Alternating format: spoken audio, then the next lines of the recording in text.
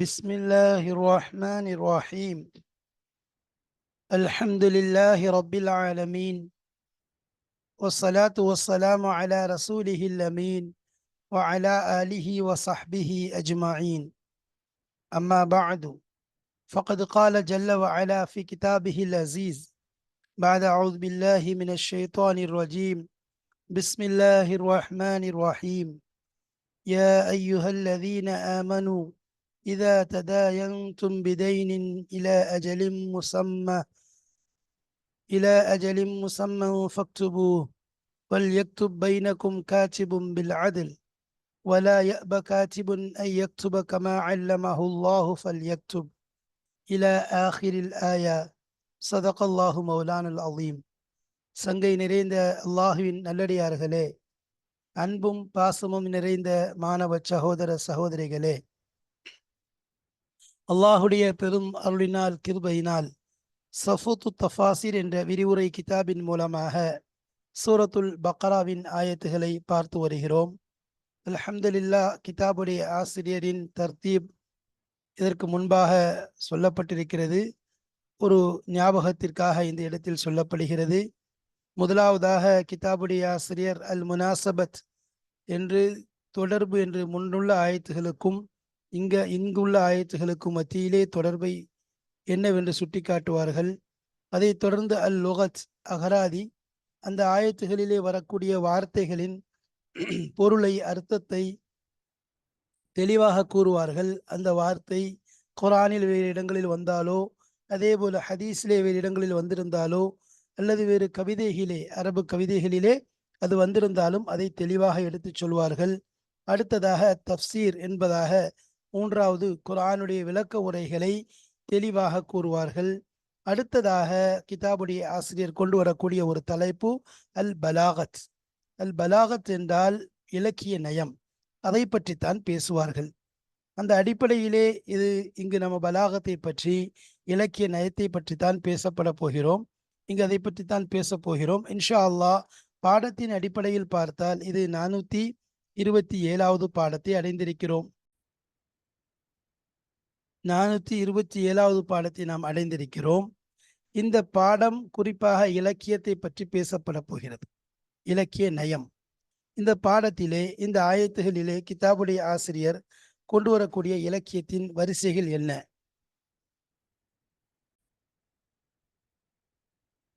இந்த பாடத்திலே கிதாபுடைய ஆசிரியர் கொண்டு வரக்கூடிய ஆயத்தினுடைய இலக்கியம் என்னென்ன என்றால், முதலாவது அல் ஜினாஸ். நாம கொடுத்திருக்க தலைப்பு அல் ஜினாசுல் முகாயிர் என்பதாக கொடுத்திருக்கிறோம். இங்கு அல் ஜினாஸ் என்பதை பற்றி கிதாபுடைய ஆசிரியர் கொண்டு வருகிறார்கள். இரண்டாவதாக அத்திபாக் என்று சொல்லப்படக்கூடிய இலக்கிய விஷயத்தை, பலாகத்துடைய விஷயத்தை கொண்டு வருகிறார்கள். மூன்றாவதாக ஈஜாஸ் பில் ஹதுஃப், ஈஜாஸை பற்றிய விஷயத்தை கொண்டு வருகிறார்கள். அதேபோல் இஸ்முல் ஜலாலா, லஃப்லுல் ஜலாலா என்று சொல்லப்படக்கூடிய அல்லாஹ் என்ற வார்த்தையினுடைய விளக்கத்தை பற்றி கொண்டு வருகிறார்கள். இவ்வாறு ஒரு சில விஷயங்களை கிதாபுடைய ஆசிரியர் இங்கு அவர்கள் கொண்டு வருவதை பார்க்கிறோம். அப்போ அல் ஜினாசுல் முகாயிர் என்றால் என்ன என்றால், அல் ஜினாஸ் என்றால் என்ன என்பது தெரிந்து கொள்ள வேண்டும். அல் ஜினாஸ் என்பது ஒரே முஷ்தக்கிலிருந்து எடுக்கப்படக்கூடிய இரு வார்த்தைகள். அதனுடைய வார்த்தைகள் ஒன்றாக இருக்கும். வார்த்தை அடிப்படையிலே, மொழிவதிலே இரண்டும் ஒன்றாக இருக்கும். ஆனால் கருத்திலே வேறுபடும். கருத்து அடிப்படையில் பார்த்தோன்னு சொன்னா வேறுபடும் அர்த்தம். அதே போல அது இரு வகையாக இருக்கிறது. ஒன்று தாம், இன்னொன்று கைரு தாம் என்பதாக சொல்வார். முழுமையானது, இன்னொன்று முழுமையற்றது. முழுமையானது என்றால் என்ன? 4 விஷயங்களில் ஒத்திருக்க வேண்டும். 4 விஷயங்களில் ஒத்திருந்தால் அது முழுமை பெற்ற ஜினாஸ் என்பதாக சொல்லப்படும். நவுல் ஹுரூஃப், முதலாவது விஷயம் ஹர்ஃப்களுடைய வகை. இரண்டினுடைய ஹர்ஃபின் வகையும் ஒரே போன்று இருக்க வேண்டும். ஷக்லுஹா, அடுத்ததாக அதனுடைய தோற்றம். மூன்றாவது அந்த எழுத்துக்களுடைய எண்ணிக்கை. நான்காவது அந்த எழுத்துக்களுடைய வரிசை. இந்த 4ம் ஒன்றாக இருந்தால் அதற்கு பெயர் அல் ஜினாசு தாம் என்பதாக சொல்லுவாங்க. வெளியாக இருக்கக்கூடிய முஷ்தக்கானது ஒரே இஸ்மிலிருந்து ஒரே முஷ்தக்கிலிருந்து ரெண்டும் பிரிந்திருக்கும். அந்த பிரிந்த அந்த வார்த்தையானது இந்த 4 விஷயத்தில் ஒன்றுபட்டிருந்தால், எழுத்துக்களின் வகைகளில், அதன் தோற்றத்தில், அதன் எண்ணிக்கையில், அதன் வரிசையில், அதன் தர்த்தீபில் ஒன்றாக இருந்தால் இதற்கு பிறகு அதற்கு பெயர் அல் ஜினாசுல் தாம் என்பதாக சொல்வார்கள். உதாரணமாக ஒரு ஆயத்தை மட்டும் சுட்டி காண்பிக்கின்றேன். யௌம தகூமு ஸாஅத்து யுக்ஸிமுல் முஜ்ரிமூன மா லபிஸு கைர ஸாஅ. இந்த ஆயத்தை எடுத்துக்கொண்டால் 2 வார்த்தை வருது. இதில் ஒரே இணையான சாத் என்ற வார்த்தை 2 இடங்களில் வருகிறது. முதலாவது வரும்போது அஸ்ஸாஅத் என்பதாக அந்த ஆயத்தில் வருகிறது. இரண்டாவது வெறும் சாஅத் என்பதாக அந்த ஆயத்திலே வருகிறது. அப்போ ஒரே ஆயத்தில் 2 வார்த்தையும் வருகிறது. பாருங்க, எல்லாமே எழுத்துடைய வகை ஒரே மாதிரி இருக்குது, அதன் தோற்றம் ஒரே போன்று இருக்கிறது, அதன் எண்ணிக்கையும் ஒரே போன்று இருக்கிறது, தர்த்தீபும் ஒரே போன்று இருக்கு. சாஅத் சாஅத் என்பது. ஆனால் இரண்டும் ஒத்த வார்த்தைகள் தான். எழுத்திலே பார்க்கும் பொழுது லஃப்லால் ஒத்தவைகள், ஆனால் கருத்தால் மாறுபட்டவைகள். முதலாவது அஸ்ஸாஅத் யௌம தகூமு ஸாஅத்து என்று சொல்லப்படக்கூடிய அந்த சாஅத்திலே அதன் அர்த்தம் கியாமத் நாளை குறிக்கும். இரண்டாவது சொல்லப்படக்கூடிய சாஅத் என்ற வார்த்தையிலே நேரத்தை குறிக்கிறது. ஒரு உதாரணத்திற்காக வேண்டி இந்த ஆயத்தை நாம் கொண்டு வந்திருக்கிறோம், புரிந்து கொள்வதற்காக வேண்டி. அதேபோல் இரண்டாவது கைரத்தாம், முழுமையற்ற ஜினாஸ் என்பதாக சொல்வார்கள். முழுமையற்ற ஜினாஸ் என்றால் என்ன? அவைகள் வார்த்தையாலும் மாறுபட்டதாக இருக்கும். வார்த்தையிலையும் இரண்டும் மாறுபட்டதாக இருக்கும், அர்த்தத்திலும் மாறுபட்டதாக இருக்கும். அப்படிப்பட்ட வார்த்தைக்கு ஜினாஸே கைரத்தாம் என்பதாக சொல்லுவாங்க, முழுமையற்ற ஜினாஸ். இப்போ அது சம்பந்தமான விஷயங்களை இன்ஷா அல்லாஹ் நாம் உள்ளே பேசுவோம். அதேபோல் அத்திபாக் என்ற விஷயத்தை கொண்டு வருகிறார்கள். அத்திபாக் என்றால் என்ன?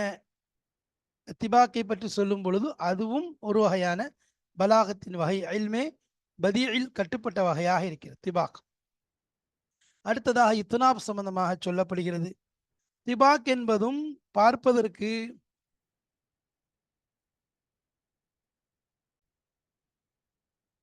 இரண்டாவது திபாக் என்ற விஷயத்தை, அத பலாகத்தை கிதாபுடைய ஆசிரியர் அந்த ஆயத்திலிருந்து நமக்கு எடுத்து காண்பிக்கிறார்கள். திபாக் என்றால் 2 வார்த்தைகள் வந்திருக்கும், 2 எதிரும் புதிருமான வார்த்தைகள், நேர் எதிரும் புதிருமான வார்த்தைகள் வந்திருக்கும். எதிரும் புதிருமான வார்த்தைகள் வறுமை என்றால் அதற்கு திபாக் என்பதாக சொல்லுவாங்க. எதிரும் புதிருமான வார்த்தைகள் வந்து அந்த இரண்டும் அர்த்தம் மாறுபடுமை என்றால், இரண்டுக்கும் அர்த்தம் வேறு வேறாக வருகிறது, இரண்டும் மாறுபட்ட அர்த்தத்தை கொடுத்தால் அதற்கு அத்திபாக்கே ஈஜாபி, மாறுபட்ட அர்த்தம் கொடுத்தால் திபாக்கே சலபி என்பதாக சொல்லுவாங்க. திபாக் என்பதனுடைய பொருள் என்ன? 2 வார்த்தைகள் எதிரும் புதிருமாக வரும், அர்த்தமும் எதிரும் புதிருமாக கொடுக்கும். அது சம்பந்தமான உதாரணம் இன்ஷா அல்லாஹ் கிதாபிலே நாம் படிக்கும் பொழுது தெளிவாக எடுத்து சொல்லுவோம். அதே போன்று இத்னாப் என்ற வகையை கிதாபுடைய ஆசிரியர் கொண்டு வருகிறார்கள். இத்னாப் என்றால் வார்த்தை அதிகமாக இருக்கும், அர்த்தம் கருத்து குறைவாக இருக்கும். இந்த இடத்திலே ஒரு சிறு உதாரணம். இத்னாப் என்பது, ஈஜாஸ் என்பது, முசாவாத் என்று 3 வகை இருக்கிறது. இந்த 3ம் ஏறத்தாழ ஒன்றோடு ஒன்று நெருக்கமான வகைகள் தான், ஆனால் 3ம் எதிரும் புதிருமானது.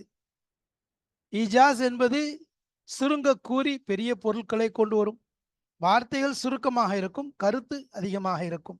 முசாவாத் என்பது வார்த்தையும் கருத்தும் ஒரே போன்று இருக்கும். இங்கு நாம் சொல்ல வருவது என்ன? இத்னாப் என்பதை பற்றி சொல்ல போகிறோம். இத்னாப் என்பது வார்த்தைகள் அதிகமாக இருக்கும், ஆனால் கருத்து சுருக்கமாக இருக்கும்.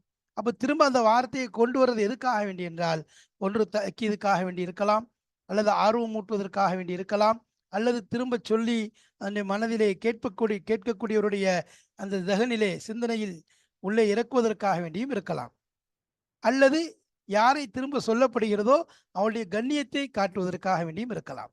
இரு உதாரணத்தை நான் வாயால் சொல்கிறேன், கவனிங்க. அல்லாஹ் குர்ஆன்ல சொல்றான். இந்த உதாரணத்தை சொன்னால் புரிவது லேசாக இருக்கும் என்பதற்காக வேண்டி அந்த உதாரணத்தை கொண்டு வருகிறேன். தனஸ்ஸலுல் மலாயிகத்து வர்ரூஹு, தனஸ்ஸலுல் மலாயிகத்து, மலக்குமார்கள் இறங்குவார்கள் என்பதாக அல்லாஹ் சொல்கிறான். மலக்குமார்கள் இறங்குவார்கள் என்று சொன்னால் இங்கு எல்லா மலக்குகளும் அடங்கி விடுவார்கள். குறிப்பாக ஜிப்ரீல் அலைஹிஸ்ஸலாம் அவர்களும் இதற்குள் அடங்கி விடுவார்கள். ஆனால் அடுத்து தனியாக வர் ரூஹ் என்பதாக அல்லாஹ் ஒரு வார்த்தையை அதிகரிக்கிறார். இதன் மூலம் அந்த ரூஹ் என்று சொல்லப்படக்கூடிய ஜிப்ரீல் அலைஹிஸ்ஸலாம் உடைய கண்ணியத்தை காட்டுவதற்காக வேண்டி. அப்போ தனஸ்ஸலுல் மலாயிகத்து என்று சொல்வதிலேயே அடங்கி விடுகிறது. ஆனால் அதிகப்படியான ஒரு வார்த்தை ரூஹ் என்று கொண்டு வந்து அங்கு அவளுடைய கண்ணியத்தை நமக்கு காட்டுகிறான். இதற்குத்தான் இத்னாப் என்பதாக சொல்லப்படும். ஆனால் பொருள், எந்த பொருளை எந்த அதிகரிப்பும் கிடையாது. இன்னும் ஜிப்ரீல் அலைஹிஸ்ஸலாமும் என்பதாக சொல்லும். அதே மாதிரி இன்னொரு உதாரணம், ரப்பிக்ஃபிர்லி வலி வாலிதைய வலிமன் தஹல பைத்திய மினல் முஃமினீன வல் முஃமினாத் என்பதாக சூரத்து நூஹ்ல வருது. யா அல்லாஹ், என்னுடைய பெற்றோர்களை மன்னித்து விடுவாயாக. வலி வாலிதைய வலிமன் தஹல பைத்திய மினல் முஃமினீன வல் முஃமினாத். மூமினான ஆண்கள் மூமினான பெண்களுக்கும் அங்கு துவா வருகிறது. ஆனால் அங்கு பொதுவாக சொல்வதற்கு முன்பாகவே ஹாஸாக, அதாவது குறிப்பாக பெற்றோர்களை தனிப்படுத்தி சொன்னதன் காரணமாக இங்கு அந்த ஹாஸ், அதாவது யாரை தனிப்பட்ட முறையிலே சொல்லி காண்பிக்கப்பட்டதோ அவர்களுக்கு இன்னும் அழுத்தமாக துவாவுடைய அந்த விஷயங்கள், மன்னிப்பினுடைய விஷயங்களை அதிகரித்து யா அல்லாஹ் செய் என்பதை சுட்டி காண்பிப்பதற்காக வேண்டி அங்கு தனியாக பெற்றோர்களை சொன்னதற்கு பின்பாக மூமினான ஆண்கள் மூமினான பெண்கள் என்பதாக சொல்லப்படுகிறது. இவைகளெல்லாம் ஒரு உதாரணத்திற்காக. இது இத்னாபுடைய வகையை சார்ந்ததாக இருக்கிறது. இன்ஷா அல்லாஹ் கிதாபிற்குள் செல்லும் பொழுது உங்களுக்கு அது எளிமையாக புரியும்படியான சில விஷயங்களை நாம் சொல்லுகிறோம். வாருங்கள், இன்ஷா அல்லாஹ் கிதாபுடைய ஆசிரியர் சொல்லக்கூடிய விஷயங்களை கவனிப்போம், விளக்கங்களை புரிவோம், அறிந்து கொள்வோம். பிஸ்மில்லாஹிர் ரஹ்மானிர் ரஹீம். அல் பலாகத்து, இலக்கிய நயம். ஒன்னாவது, ஃபில் ஆயத்தி மின் லுரூபில் ஃபசாஹத்தி, இந்த ஆயத்திலே ஃபசாஹத்துடைய பல வகைகள் அடங்கியிருக்கிறன.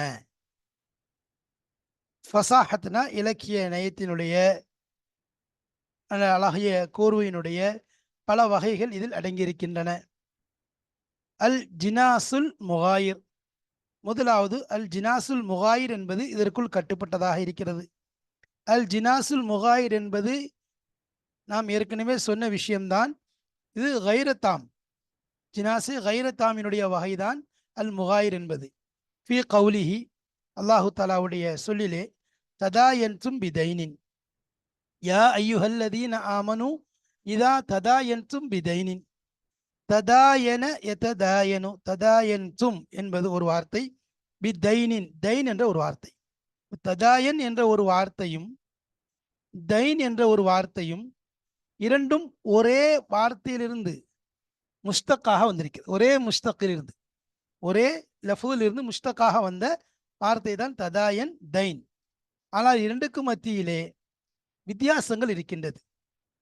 நாம் சொன்னோம், 4 விஷயங்களில் ஒன்றுபட்டிருந்தால் அதில் ஜினாசே தாம் என்பதாகவும், அதில் ஏதாவது ஒன்றில் மாறுபட்டிருந்தாலும் அது ஜினாசே கைரத்தாம் என்பதாகவும் சொல்லியிருந்தோம். இது கைரத்தாமினுடைய வகையை சார்ந்த அல் ஜினாசுல் முகாயிர் என்பதாக இருக்கிறது. அதாவது இதில் ஹர்ஃப்களுடைய எண்ணிக்கையிலிருந்து பல விஷயங்களில் மாறுபட்டிருப்பதை நாம் காண்கிறோம். ஒஃபி, இரண்டாவது ஒரு விஷயம், இஸ்தஷ்ஹிது ஷஹீதைனி. அப்போ அஷஹாதத் என்பதிலிருந்து வந்தது தான் இஸ்தஷ்ஹிது என்பது. அதே மாதிரி ஷஹீதைன் என்பதும் 2 சாட்சிகளை நீங்கள் அமைத்துக் கொள்ளுங்கள். அப்போ ஷஹாதத் என்ற முஸ்தகிலிருந்து வந்த 2 வார்த்தை, ஆனால் வேறு வேற. இஸ்தஷ்ஹிது என்பதற்கும் அர்த்தம் வேற, ஷஹீதேன் என்பதற்கும் அர்த்தம் வேற. ரெண்டும் பார்த்தா ஒரே வார்த்தை போன்று தெரிகிறது, ஆனால் வந்தது ஒரே முஸ்தக்கில் இருந்துதான். ஆனால் அர்த்தங்கள் வேறுபடும். இஸ்தஷ்ஹிது என்பது ஏற்படுத்தி கொள்ளுங்கள் என்பதாக அர்த்தப்படும். ஷஹீதேன் என்பது 2 சாட்சிகள் என்று அர்த்தப்படும். ஒஃபி உத்துமின அமானத்தஹு, அவருடைய அமானத்தை, உத்துமின அதாவது நம்பிக்கை வைக்கப்பட்டவர், அமானத்தஹு அவருடைய அமானிதம். அப்போ உத்துமின, இத்தமன என்பதிலிருந்து உத்துமின, அமானத் என்பது ஒரு இஸ்மாக இருக்கிறது. அப்போ இந்த இரண்டும் அம் என்ற வார்த்தையிலிருந்து வந்ததாக இருக்கிறது. அப்போ இதனுடைய மஸ்தர் ஒரே முஸ்தக்கிலிருந்து, ஒரே மஸ்தரிலிருந்து 2 வார்த்தையும் வந்திருக்கு. அதே மாதிரி ஒஃபி அல்லிமுக்கும் வ அலீம், உங்களுக்கு கற்றுத்தருகிறான், கற்றுத்தருவான், வ அலீம். இந்த இல்ம் என்ற வார்த்தையிலிருந்து இது ரெண்டு வந்திருக்கு. யு அல்லிம், அல்லம யு அல்லிமுக்கும், யு அல்லிம் என்பதும் அலீம் என்பதும் ஒரே முஸ்தகிலிருந்து பிரிந்து வந்த இரண்டு வார்த்தைகளாக இருக்கிறது. லஃப்தால் ஒன்றுபட்டிருந்தாலும் மானாவால் மாறுபட்டிருப்பதை பார்க்கிறோம். இது அல் ஜினாசுல் முகாயிர் என்ற வகையை சார்ந்ததாக இருக்கிறது. அல் ஜினாசுல் முகாயிர் என்பது ஜினாசு கைரு தாமினுடைய ஒரு வகையாக இருக்கிறது. இரண்டாவது அத்திபாக். அத்திபாக்கு ஃபி கௌலிஹி சகீரன் அவ் கபீரன். இந்த ஆயத்திலே திபாக்குடைய சட்டம் இருக்கிறது. இரண்டு வார்த்தை எதிரும் புதிருமாக வரும். சகீரன் அவ் கபீரன், சிறியதாக இருந்தாலும் அல்லது பெரியதாக இருந்தாலும். சிறியது அன்று பெரியது, ஸ்மால் அண்ட் பிக், ரெண்டும் ஆப்போசிட் வேர்ட்ஸ், எதிரும் புதிருமான வார்த்தைகள். எதிரும் புதிருமான வார்த்தைகள் வறுமை என்றால், இரண்டு எதிரும் புதிருமான வார்த்தைகள் வறுமை என்றால் அதற்கு திபாக் என்பதாக சொல்லப்படும். வஃபி இன்னொரு ஆயத்துல அன் தலில்ல வத் துதக்கிற, அதே வரக்கூடிய வாசகத்துல அன் தலில்ல என்பது மறந்து விடக்கூடும் என்பதற்காக, துதக்கிற ஞாபகப்படுத்துதல். இது மறந்து விடுதல், இது ஞாபகப்படுத்துதல், இரண்டும் எதிரும் புதிருமானது. அன்னல் லலால, லலால் என்பது தலில்ல என்ற வார்த்தை லலால் என்பதிலிருந்து வந்திருக்குது. ஹுனா இங்கு பிமான நிஸ்யான், மறதியினுடைய பொருளிலே புழங்கப்பட்டிருக்கிறது. தலில்ல என்பது இந்த இடத்துல மறதி என்பதனுடைய கருத்தில் தான் இங்கு பதியப்பட்டிருக்கிறது, புழங்கப்பட்டிருக்கிறது. பாருங்க, அந்த ரெண்டு வார்த்தையும் எதிரும் புதிருமான அர்த்தம் கொண்ட வார்த்தை. எதிரும் புதிருமான இரு வார்த்தைகள் ஒரே ஜும்லாவில ஒரே வாக்கியத்தில் வறுமை என்றால் அதற்கு அத்திபாக் என்பதாக சொல்லுவார்கள். அதில் அத்திபாக் ரெண்டு வகை என்பதை நாம் முன்னால் லேசாக உங்களுக்கு விளக்கி இருந்தோம். அடுத்ததாக வஃபில் ஆயத்தி ஐலன், அதே போன்று அந்த ஆயத்திலே அல் இத்னாபு ஃபி கௌலிஹி, இத்னாப் உடைய வகை அதிலே வருவதை நாம் பார்க்கிறோம். ஃபக்துபூஹு வல் யக்துப் பைனக்கும் காத்திபும் பில் அத்லி வலா யப காத்திபுன். இதுல ஃபக்துபூஹு என்பதாக வந்து விட்டது.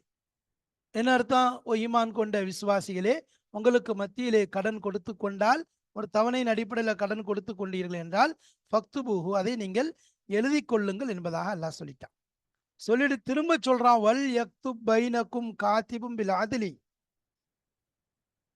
நீதமான முறையிலே எழுதக்கூடியவர், எழுத்தாளர் உங்களுக்கு மத்தியில் எழுதி கொள்ளட்டும் என்பதாக ஒரு வார்த்தையை எக்ஸ்ட்ரா சேர்க்கிறான். வலா யப காத்திபுன், எழுதக்கூடியவர் மறுக்க வேண்டாம் என்பதாக சொல்றான். அப்ப இந்த ஃபக்துபூஹு என்ற வார்த்தையிலேயே அந்த விஷயம் விளங்கிறது, எழுதுங்க, எழுதாம இருக்கக்கூடாது என்ற விஷயத்தை அல்லாஹ் தெளிவா சொல்லிட்டான். இருந்தாலும் இன்னும் அதை அதிகப்படுத்தி பாருங்க, இது ஃபுல்லா வார்த்தைகள் அதிகமாக இருக்குது, ஆனா கருத்து ஒரே கருத்து தான், எழுதி கொள்ளுங்கள் என்பதாக. அப்ப இந்த இடத்துல இத்னாவுடைய வகையை சார்ந்ததாக இருக்கு. எழுத்துக்கள் அதிகமாக இருக்கும், வார்த்தைகள் அதிகமாக இருக்கும், கருத்து ஒரே கருத்தை சார்ந்த சுருக்கமான கருத்தாக இருக்கும். சரி, ஓஃபி அதே மாதிரி பல் யும்லி லில்லதி அலைஹில் ஹக் என்பதாக சொல்லிட்டார். எவர் மீது கடன் நிறைவேற்ற வேண்டிய பொறுப்பு இருக்கிறதோ அவர் இம்லா செய்யட்டும், அவரே எழுதுவதற்காக வார்த்தைகளை சொல்லட்டும். அலைஹில் ஹக் என்ற வார்த்தையை சொல்லி முடிச்சிட்டான். ஃபயின் கானல்லதி அலைஹில் ஹக், எவர் மீது கடனை நிறைவேற்ற வேண்டிய பொறுப்பு இருக்கிறதோ அவர் ஆகியிருந்தால், ஃபயின் கானல்லதி அலைஹில் ஹக் ஆகியிருந்தால், யாரு முன்னாடி சொன்ன அதே வார்த்தையை அல்லாஹ் திரும்ப சொல்றான். இதே வார்த்தையை அல்லாஹ் என்ன செய்றான்? திரும்ப சொல்றான். இது இத்னாபுடைய ஒரு வகையாக இருக்கிறது. அடுத்ததாக ஒஃபி அன் தலில்ல இஹ்தாஹுமா ஃபதுதக்கிர இஹ்தாஹுமல் உஹ்ரா, அவர்கள் இருவரில் ஒருவர் மறந்துவிட்டால் அதை மற்றொருவர், அவர்கள் இருவரில் ஒருவர் மற்றவருக்கு ஞாபகம் ஊட்டுவார். அப்போ இரண்டு பெண்மணிகளை ஷஹாதத்திற்காக, சாட்சிக்காக வேண்டி ஆக்க வேண்டும் என்று சொல்லப்படக்கூடியதன் காரணம். அப்போ இருவரில் ஒருவர் மறந்து விட்டால் சொல்லி ஒரு வார்த்தையை அல்லாஹ் சொல்லிட்டான். இஹ்தாஹுமா என்ற வார்த்தையை இங்கு பயன்படுத்தப்பட்டு விட்டது. இரண்டாவது ஃபதுதக்கிரல் உஹ்ரா என்பதாக சொல்லியிருக்கலாம், ஆனால் திரும்ப இஹ்தாஹுமா என்ற வார்த்தையை மீண்டும் ஒரு முறை அல்லாஹ் கொண்டு வருகிறான். இதுவும் இத்னாபுடைய வகையில் கட்டுப்பட்டதுதான். ஆக இத்னாப் என்பது ஒரே வார்த்தைகள் அதிகமாக இருக்கும், ஆனால் கருத்து சுருக்கமாக இருக்கும். கருத்து சுருக்கமாக இருக்கும். அதை கொண்டு வரக்கூடிய நோக்கம், அந்த வார்த்தைகள் அதில் பயன்படுத்தக்கூடியது சில நோக்கங்களுக்காக வேண்டி பயன்படுத்தப்படும். அதைத்தான் இத்னாப் என்பதாக சொல்லப்படும். அடுத்ததாக அல் ஈஜாஸும் பில் ஹதுஃப். ஈஜாஸ் என்றால் சுருங்கச் சொல்லுதல். இத்னாபுடைய நேர் எதிர் வகைதான் ஈஜாஸ். இத்னாப் என்பது அதிகமாக சொன்னது, ஈஜாஸ் என்பது சுருங்கச் சொல்லி. வார்த்தைகள் சுருக்கமாக இருக்கும், ஆனால் அதனுடைய கருத்து அதிகமாக இருக்கும், விளக்கம் அதிகமாக இருக்கும். அது பில் ஹதுஃபி, அதில் சில வார்த்தைகளை போக்குவதை கொண்டு சுருங்க சொல்லி இருக்கிறார்கள்.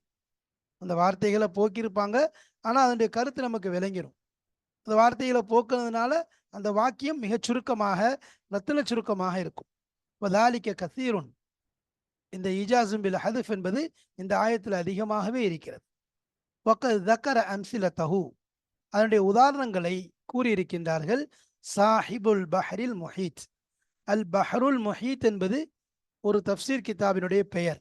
அல் பஹ்ருல் முஹீத்துடைய சாஹிப், அதனுடைய ஆசிரியர், அந்த உதாரணங்களை, அந்த ஈஜாசும் பில் ஹதுஃபுடைய உதாரணங்களை அதிகமாக கூறியிருக்கின்றார்கள்.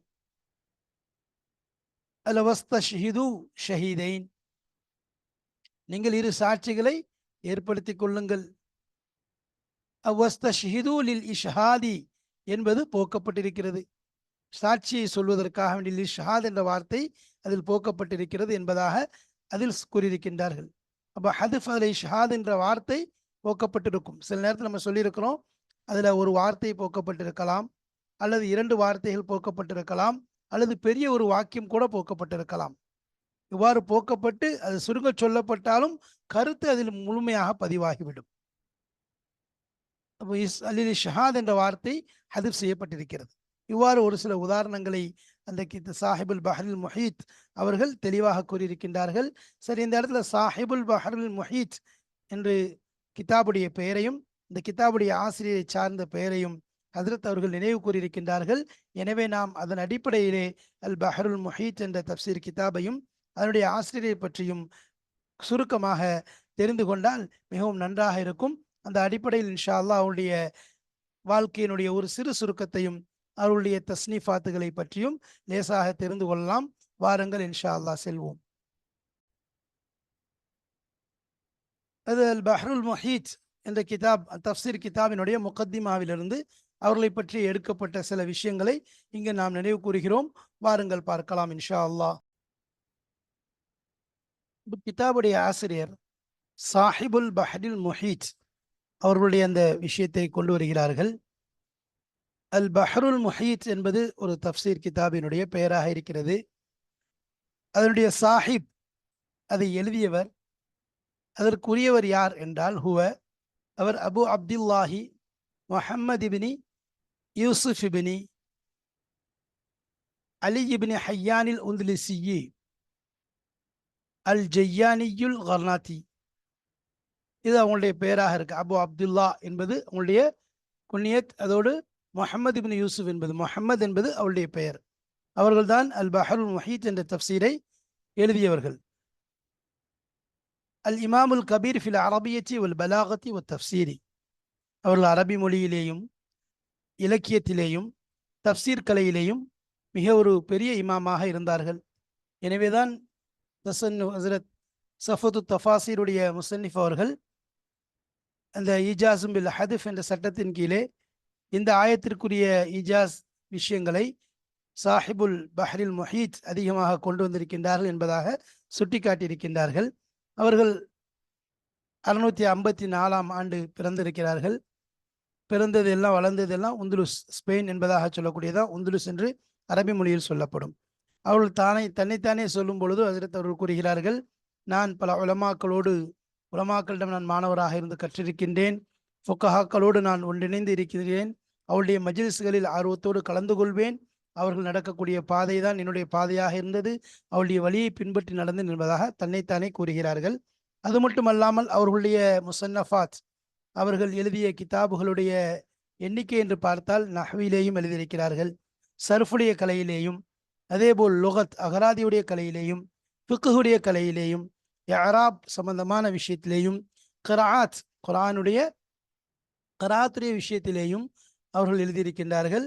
வத்தாஜ் முசன்னஃபாத்திஹி, அவர்களுடைய முசன்னஃபாத்துகளில், அவர்கள் எழுதிய கிதாபுகளில் கிரீடம் என்று சொல்லப்படக்கூடிய ஒரு கிதாபில் எடுத்துக்கொண்டால் அல் பஹ்ருல் முஹீத் ஃபித் தஃப்சீர், தஃப்சீருடைய கலையிலே அவர்கள் எழுதிய அல் பஹருல் முஹீத் என்ற கிதாபாக இருக்கிறது. அவர்களுக்கு இந்த தஸ்னிஃபாத், இந்த அல் பஹருல் முஹீத் என்ற தஃப்சீர் எழுதுவதற்கு மிக இலகுவாக இருந்ததற்கு காரணம் என்ன என்றால், அவர்கள் சுல்தான் மலிக்கில் மன்சூர் என்ற அந்த அதனுடைய குப்பா அதனுடைய மதரசாவிலே அவர்கள் இல்மு தஃப்சீர், தஃப்சீருடைய இல்ம் ஆலிமாக, தஃப்சீரை கற்றுக் கொடுக்கக்கூடிய முதர்ரிஸாக அவர்கள் இருந்து வந்தார்கள். அவருடைய வஃபாத் ஹிஜ்ரி 75ஆம் ஆண்டு, அதாவது ஏறத்தாழ அவர்களுடைய வயது 57ஆக இருக்கும் பொழுது அவர்கள் வஃபாத் ஆனார்கள். இறந்த வருஷம் 710ஆம் ஆண்டு. இந்த தஸ்னீஃபோடு இணைஞ்ச நிலையில என்ன செஞ்சாங்க, தங்களுடைய ஹயாத்தை, தன்னுடைய வாழ்க்கை அவர்கள் முடிந்து விட்டது. அல்லாஹு தாலா அவர்களுடைய மறுமையுடைய அந்தஸ்தை உயர்த்தி அவருடைய கபர்களை பிரகாசமாக ஆக்கி வைப்பானாக. அவருடைய அந்த கிதாபுகளுடைய சேவையை கொண்டு முழு மனித சமுதாயத்திற்கும் ஒரு நேர்வழியை காட்டுவானாக. இதைத்தான் கிதாபுடைய ஆசிரியர் சாஹிபுல் பஹருல் முஹீத் என்று குறிப்பிட்டு அவருடைய அந்த விஷயத்தை நமக்கு சுட்டி காட்டியிருக்கின்றார்கள். இன்ஷா அல்லாஹ் இதை தொடர்ந்து இன்னும் சில இலக்கிய விஷயங்கள் பேசப்படும். அதற்கு பிறகு அல் ஃபவாயித் என்று சொல்லப்படக்கூடிய ஃபாயிதாக்கள், அதாவது இந்த ஆயத்துகளின் மூலம் கிடைக்கக்கூடிய பயன்கள் என்ன என்பதை பற்றியும் பேசப்படும். அல்லாஹு தாலா நமக்கு ஒவ்வொரு விஷயத்தையும் விளங்கக்கூடிய பாக்கியத்தை தந்தருவானாக. வாஹிர் தாவானா அல்ஹம்துலில்லாஹி ரப்பில் ஆலமீன். அஸ்ஸலாமு அலைக்கும் வரஹ்மத்துல்லாஹி வபரகாத்துஹு.